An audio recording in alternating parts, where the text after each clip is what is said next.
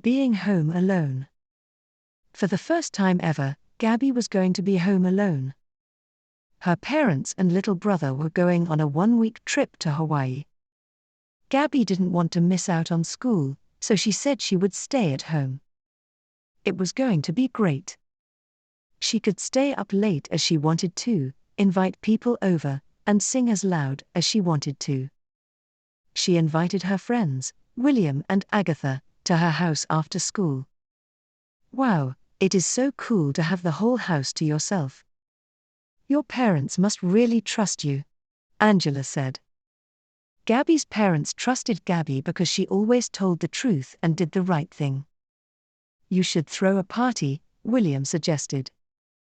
Gabby and Agatha gasped. "Didn't you hear what I just said?" Agatha said. "I heard you."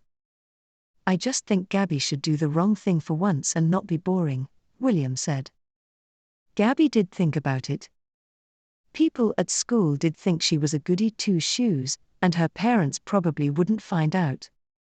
"Okay, I'll do it," Gabby exclaimed. Gabby invited the whole 11th grade class to her house on Friday. A lot of people came and the house was packed. It seemed like everyone was having a good time. People really liked the food and the music at the party. Eventually, however, the party got too crazy. People started yelling at each other, things broke, and neighbors complained. All of a sudden, the door opened. It was Gabby's parents.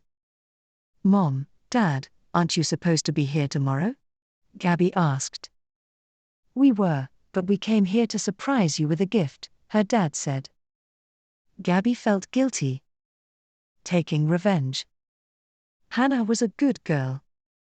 She went to school on time, she did well in class, she was nice to everyone, she played soccer, she volunteered at the homeless shelter once a week. Hannah was about to go bad though. Yesterday, someone robbed her house. She felt sad that bad things could happen to her even though she never did anything wrong. Hannah decided to take revenge. Through her neighbor, she found out who robbed her. It was someone who lived just 3 streets down. At night, Hannah dressed in black and wore a mask. She was going to take back what the robber took and more. She wanted him to feel what she and her family felt. Hannah unlocked the door with a paperclip and went inside the house. She saw her belongings near the fireplace.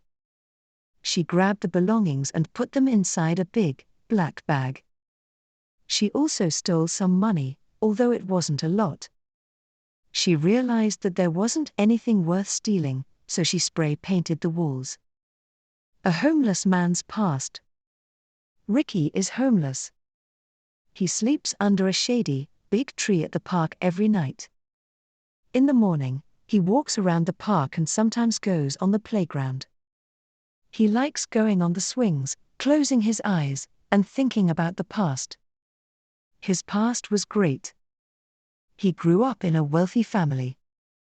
Both of his parents were doctors. Ricky went to a good school, had lots of friends, and was on his way to be a doctor. Everything was perfect. Then, his parents got sued by a patient. His parents lost the case and owed the patient millions of dollars. Ricky and his family had to sell their house and move to a much smaller house. Ricky also had to move schools. Ricky's parents had a very hard time adjusting. His dad got a heart attack after 1 year of living in the small house. His mom had a hard time without his dad and died from stress. Ricky had to support himself. He quit school and worked at a grocery store. He eventually quit because he thought he was too good for his job. Ricky decided he would rather be homeless than work at a job he hated. Ricky had gotten used to being homeless. He has been homeless for 5 years, and he is now 23 years old. He talks to people at the park and has good conversations. He gets food from the trash can. He doesn't mind. Ricky is homeless but happy. Making the boss angry. Zoe hated her boss Justin, who thought he was better than everyone just because he went to Harvard. He proudly hung up his diploma in his office. Zoe knew that she was smart and capable, but she could never rise up with Justin as her boss. She knew she had to work somewhere else. Zoe submitted her letter of resignation. She went into Justin's office to talk. There were pictures of himself all over the walls. There was a picture of him modeling a suit, a picture of him meeting the mayor, and more. Zoe laughed. "Something funny?" Justin asked. Zoe shook her head. "Anyways, I was wondering why you decided to quit." "You have worked here for 6 years and have been doing well," Justin said. "I just feel that it's time to move on to bigger things," Zoe said. "Oh, so this company is not good enough for you?" Justin asked. "To be honest, I just don't like the way you run this company," Zoe said. Justin turned red with anger. He hit his desk and started tearing down all the pictures on the walls. He left Zoe in his office and slammed the door on his way out. Zoe just laughed. Facing a setback. Carter was known among his friend group to be the competitive one. He saw everything as a competition, from having the nicest car to finishing math homework the fastest. It was a good thing and a bad thing. It was good because he accomplished a lot. He always tried his hardest and aimed to be the best. It was bad because it made him stressed. Carter had just taken a difficult English test. A few days later, he got his grade back. He received a C. He was in shock. He had never gotten less than an A before. He asked his friends what they got on their tests. They didn't want to show him because they thought he wanted to show off. "Carter, you make us feel bad when you ask us what we got," said one of his friends. Carter did not want to admit that he got a low grade.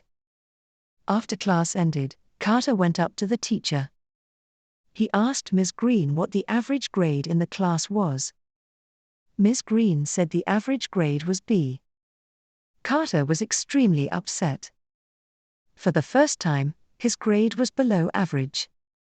Ms. Green told him not to worry and that even the smartest people would face setbacks.